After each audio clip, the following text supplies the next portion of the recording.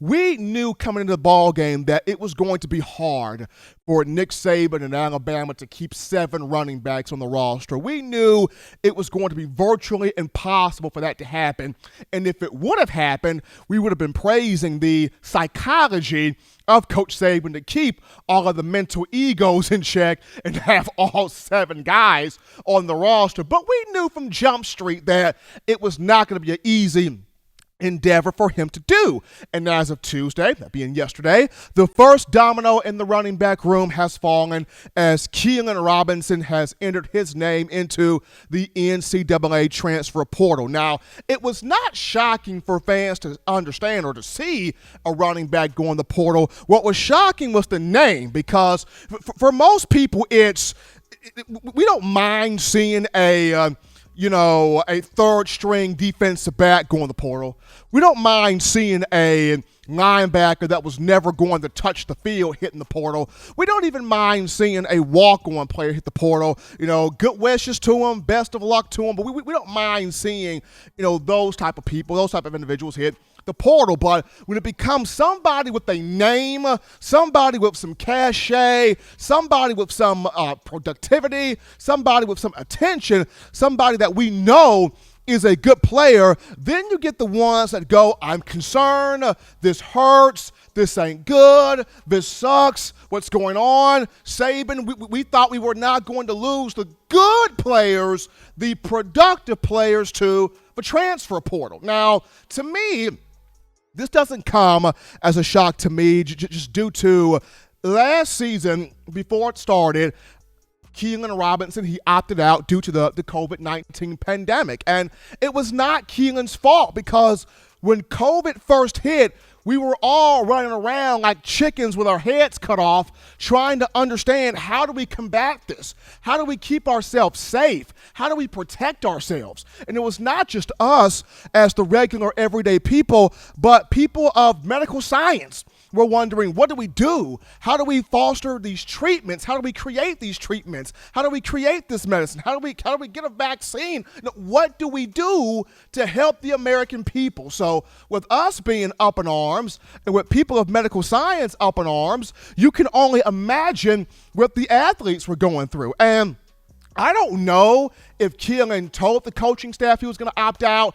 I don't know if he made this known to Coach Saban. I don't know anything about that type of ordeal. What we do know is he opted out. And prior to that, Keilan Robinson was the back that Coach Saban said, of everybody on the roster, he's the one that's got the juice, the get up and go, the speed, the burst, the acceleration that nobody on this roster, nobody in this rotation has. And Saban said this even with having someone like Najee Harris on the roster. So Saban had big thoughts. He had big plans. He had big ideas for Keilan. So when Robinson opted out, Saban now has to take all of his attention and channel it into Roydell Williams and Jace McClellan.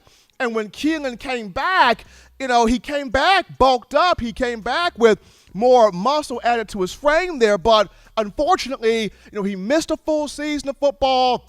He was not around the team a full season, and when that happens, and when the coaching staff has moved on to other guys, you lose the faith. You lose the faith of the coaching staff, and that's what happened for Keilan. He unfortunately, lost the faith of the coaching staff. They had him running from running back to wide receiver to returning kicks and punts and practice, and it's just too much there for Keilan to handle. But definitely wish him well. Definitely wish him the best. But what this does now is this opens up a bigger conversation. And before we even get into that, with Robinson gone, there's potential for even another running back to exit stage left and another domino to fall. Now, if that domino does fall, it has to fall by July 1st. If it doesn't fall by July 1st, then Alabama will keep all 6 backs on the roster. But what this does, it opens up the conversation about who is the third back in the rotation? Who is going to be number 3 on the depth chart here for Saban and the Tide? I mean, Saban, during his first 14 years at Alabama, entering year 15 this fall, he's always rotated 3 backs. He's always had the power back or the hammer, the speed or the explosive back, and then the change of pace back, which offsets every opposing defense. So you've got your hammer in Brian Robinson, 6'1", 226, runs guys over, hammer in between the tackles. You got your speed and explosive back with Jace McClellan. He's kind of established himself as that. But who becomes your third guy? Who becomes your change of pace back? And this opens the door for 3 players in the conversation. Now, Kyle Edwards from Louisiana is also on the roster as well as the 4th guy, but he has a decision to make as well. Edwards did not play last year at all, so you got to see what does Kyle Edwards do? What becomes of him here? But the 3 guys I'm referring to in this conversation, you can look at Roydell Williams, Trey Sanders, and Kamar Wheaton. Those 3 right there in the conversation. So starting this off with Roydell, for me, he came alive. He came on big time this spring. I mean, this spring, Roydell was like, you're not going to overlook me. You're not going to count me out.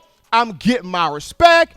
I'm getting mine. Y'all going to look at me. Y'all going to focus on me. And Roydell, this past season, he had some big moments when he got a chance to get out there. Had a rushing touchdown against Kentucky, but in the spring, in 2 of the 3 scrimmages prior to the A-Day game, Roydell went off. And in the final scrimmage, I was told, hey, this dude over 100 yards rushing. He's bouncing off tackles. He's pinballing off guys. Broke a 40-yard run for a touchdown. Looked like Josh Jacobs out there on the field. And then in the A-Day game, running with the first team with Bryce Young, Roydell, 108 total yards from scrimmage, including 4 catches for 65 yards. So he gets it done out of the backfield. He's got the power, the speed, the hands, the cutback ability, brings a lot to the table. And this is the same guy playing at Hueytown High School here in the Birmingham area, finished his career with over 5,000 rushing yards, 84 rushing touchdowns, 92 total scores. He's an in-state kid, so playing at Alabama, this means something to him. It means more to him. It matters to him. This is a big, huge deal. Huge moment for him. He's training with my guy, Leonard Stevens, step-by-step performance training in Birmingham. And I just remember when he was at a ceremony, when he signed his letter of intent, he looked at reporters and he said 2019 will be the last time Alabama misses out on the college football playoff because I'm coming to the Crimson Tide. So keep your eyes there on Roydell Williams. Second guy, Trey Sanders. And Trey's story has been documented to the core, to every last detail. Trey came in 2019, a huge 5-star from Florida, played ball there at IMG Academy. All the physical tools, all the playmaking tools, he's got it all. People have compared him to a couple of NFL running backs due to his potential and his skill set. The thing with Trey is, can he shake off this medical mishap injury thing that has clamped itself to him? Every time it seems like Sanders is taking a couple of steps forward, an injury happens, and he takes 5 steps back. Whether it was popping his foot in fall camp in 2019 or, the car accident he was involved in last year, if he can find a way, any conceivable way, to shake loose from this injury, medical, this thing that just keeps holding him back from really doing something and becoming something here in Alabama, that's going to be huge for Trey to do because he's got all the tools.